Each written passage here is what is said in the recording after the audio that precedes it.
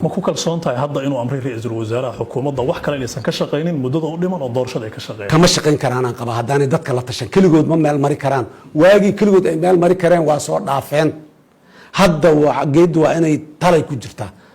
ma meel mari karaan waa ka sii darayaan dhibaato hor leh soo kordhinayaan hadday isku dayaan inay keligood meel mariyaan waa ka soo dhamaaday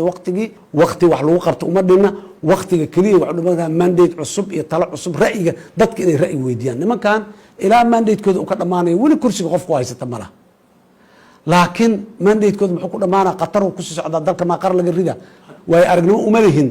dowlad sharciyadeedii dhammaatay dowladda bedeleeda aanay joogin jidkana aanay ku soo jirin oo soo muuqanin waxna soo maray ma aha 20 sano hadda dowladaha ay noo soo jireen marka waxaan u baahannahay dowladdaani waa inay hurdada ka kacdaa hurday ku jiraan hurdada waa inay ka kacaan bal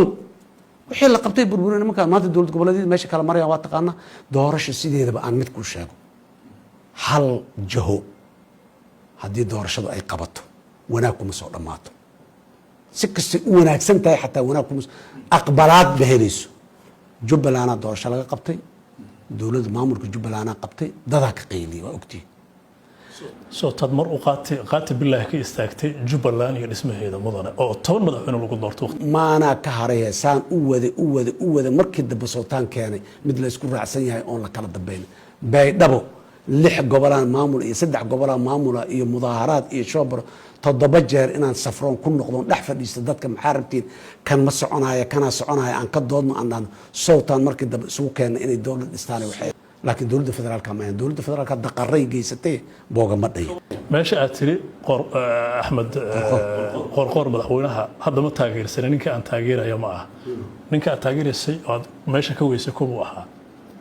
rashixiintii ordaysa mid kamid ah taageeray oo aan Cabdiraxmaan Dowa qor aan ahayn Cabdiraxmaan Dowa kuma qanacsaneen wadada loo maray doorashada sax ilama ahayn kana laakiin markay dhamaatay ninka odaga meesha loo doortay markaan aragnay sida uu dhaqmayo sida uu hadlayo sida uu rabo inuu wax isugu soo jiido waxaan dhahnay ninkan fursad la si hal kaalmeeyo